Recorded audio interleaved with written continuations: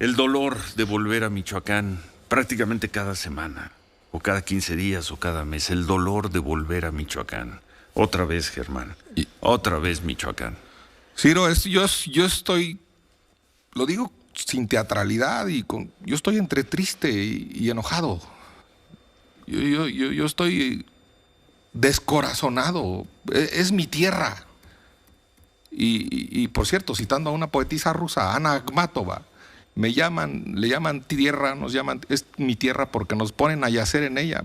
Pues ahora yacen diario, ya muchos muertos en mi tierra. San José de Gracia es un pueblo que yo conocí encantador, es un pueblo de paz, de tormenta de nubes, diría el premio Nobel Jean-Marie Leclésio, de tormenta de leche, de vacas, de bosque, de praderas verdes. La verdad, tristísimo, pero al mismo tiempo, pues no hay una conmoción nacional también, hay que decirlo. Al mismo tiempo no hay un ya basta de esto. Y al mismo tiempo hay unas autoridades que tratan de ocultar los muertos porque no hay cuerpos. Pues, ¿qué es eso? A mí sí me hierve la sangre. ¿Qué es eso? ¿Es México 2022? Sí. Eso es. A los 43 de Ayotzinapa tenían una universidad, una normal, una escuela superior, que salió y dio la cara por ellos. Y tenían un movimiento que encabezó López Obrador, que gritaba fue el Estado. No encabezó López Obrador, bueno, pero el que se el sumó, movimiento que se sumó, pero digamos que ese reclamo, que ese enojo. Ahora, no hay nada, a nadie. ¿Por qué? Porque son criminales. Matándose entre sí. Porque son criminales, no es justificación. Son personas antes que criminales. Son personas siempre.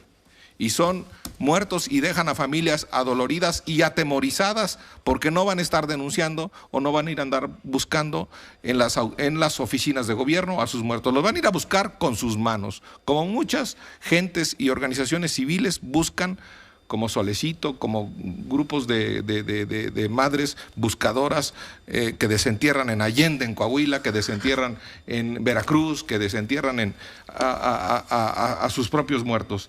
La verdad, Ciro, hay un pudridero social, también lo debo decir, con un militarismo al que está llamando esto. Esto se hace también para provocar que luego vengan los militares a resolver este asunto. No es un tema de militares, es un tema de poder civil, es un tema en el que estamos fallando todas las instituciones del Estado. El Senado de la República aprueba la estrategia de seguridad.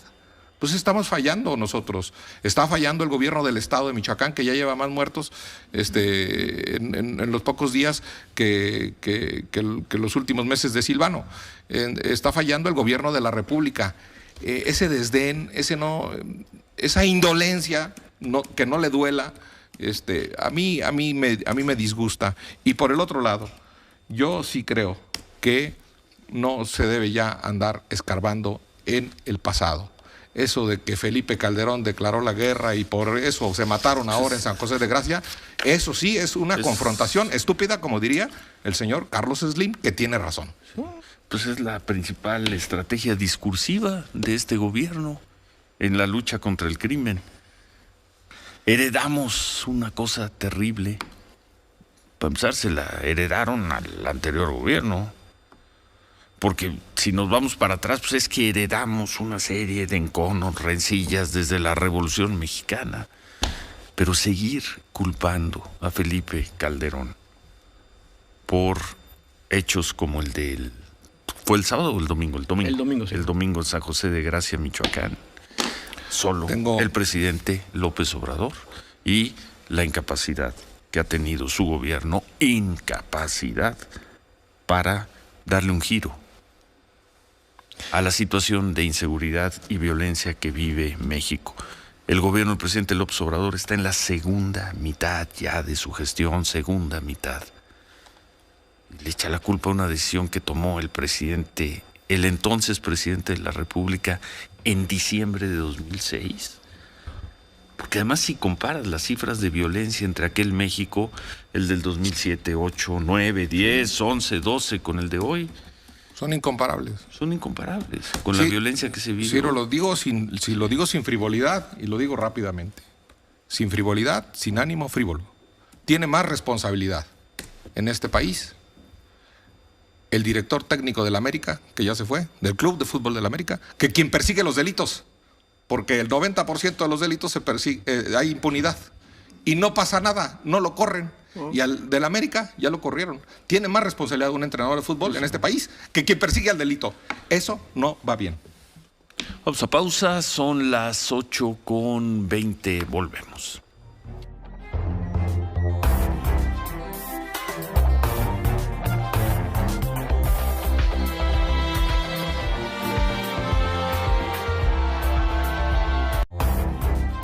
En un momento, regresamos con Ciro Gómez Leiva por la mañana. Decías, Germán, hace unos momentos sobre la firmeza, rotundidad, bonita palabra esa y clara, la rotundidad que ha tenido México en los foros internacionales al condenar la agresión rusa a Ucrania y este juego que hace en las mañaneras el presidente López Obrador.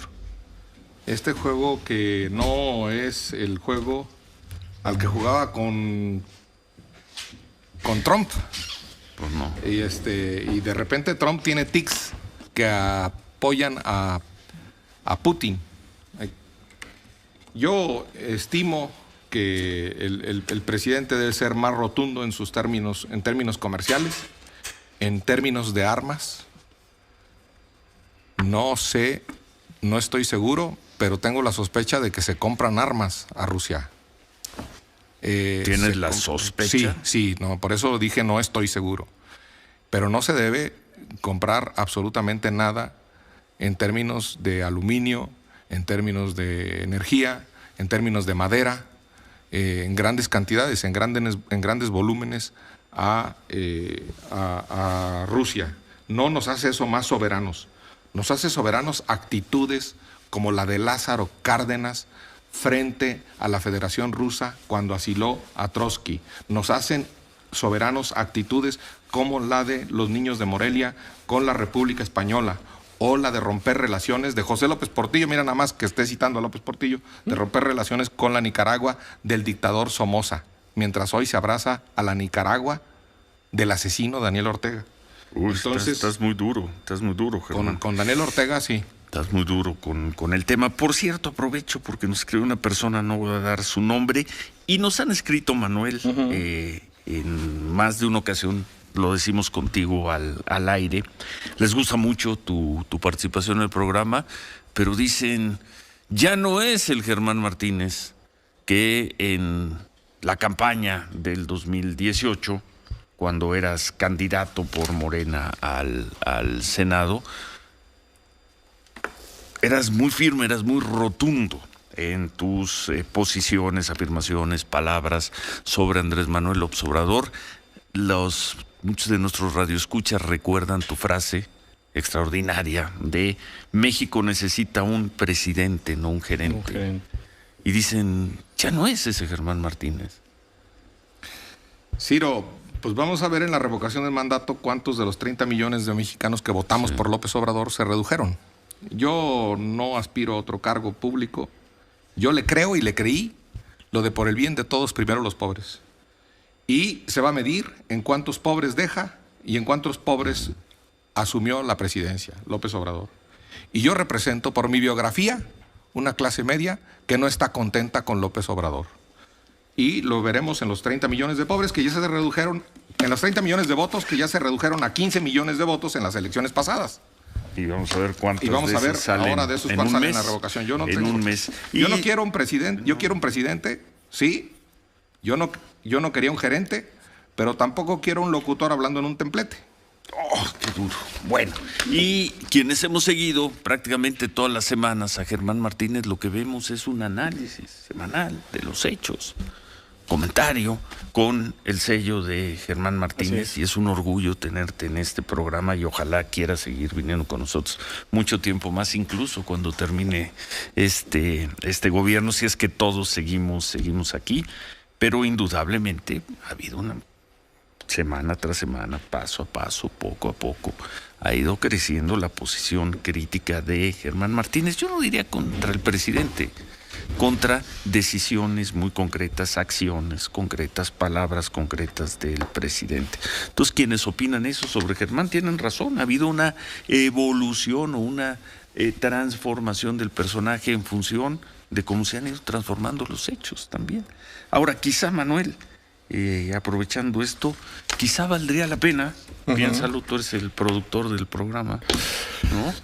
Pero quizá invitar también a una voz que exponga o que defienda con rotundidad, con claridad, ¿no?, las posiciones, el espíritu, la acción de este gobierno. Hay pocas, ¿eh? No son más de 2 o 3. Pues es que ese es el punto. No son más de 2 o 3 voces que lo hagan con esa decisión, con conocimiento, con manejo del medio, con pero quizá no estaría, con pensamiento propio, ¿no? Quizá podríamos explorar la posibilidad de invitar alguna de esas voces a nuestro programa, aunque se enoje parte de nuestro auditorio, pero todas las voces, ¿no? Es la frase de nuestra empresa. Todas las opiniones, todas las voces, quizá podemos invitar a alguna de esas voces, si es que esa voz quiere venir y tener una participación regular en nuestro programa. Ok, pues adelante, ¿de acuerdo? Pues vamos a esa misión, si no. Sí, no, me cuesta mucho trabajo de repente cuando al paso de los meses escucho, es que nadie defiende al presidente. Pues es que el presidente es una sola voz. El presidente luego no permite que los demás morenistas hablen, ni los gobernadores, ni las gobernadoras, luego los regaña en público, o los secretarios de Estado, pues son pequeños a su lado, ¿no? Sus propios cercanos, los que se supone que son ideólogos del partido, normalmente no tienen exposición, ¿no? Los llama, se saca una foto con ellos y ya. A lo de los guamazos públicos, nadie sale a defender a nadie, ¿no? Ahí está, Julio Scherer, ¿no? Tiene muchos amigos, pero nadie habla por él, por ejemplo, ¿no? Pero sí, vamos a buscar, porque además debe de haber alguna voz. A ver si debe alguna haber de esas voz, voces, ¿no? que yo insisto, yo no creo que sean más de 3, no, o y 4, a lo mejor son menos, 2. Y a lo mejor son menos, ¿eh? Y a lo mejor son menos.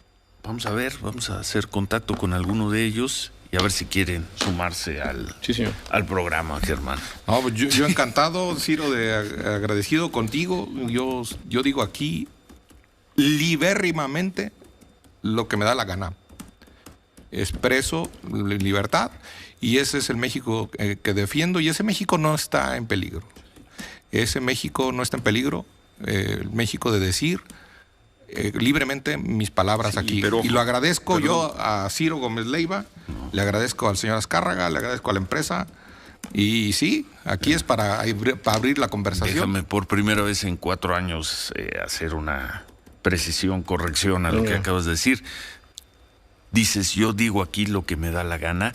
Sí, por supuesto, pero lo que te da la gana no son insultos, no son mentiras, no es una demagogia.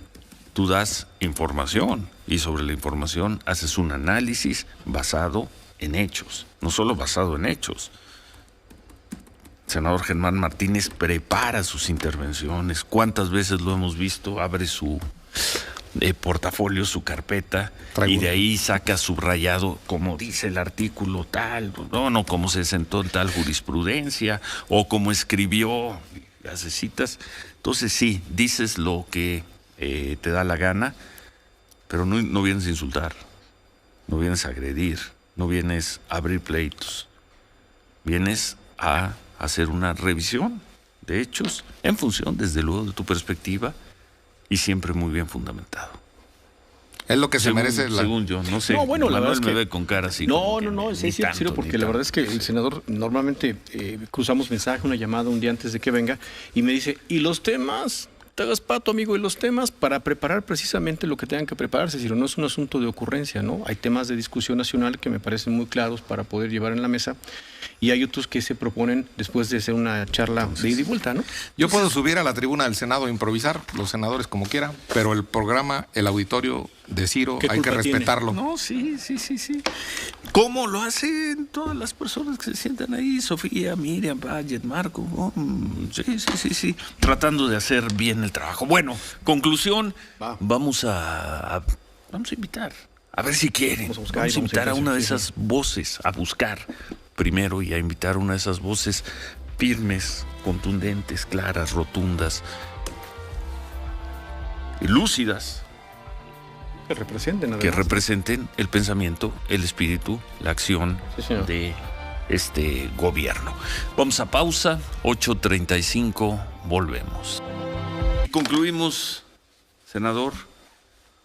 Muy bien, pues concluimos dos temas rápido. Uno, se cancela este proyecto de la escuela de tiempo completo.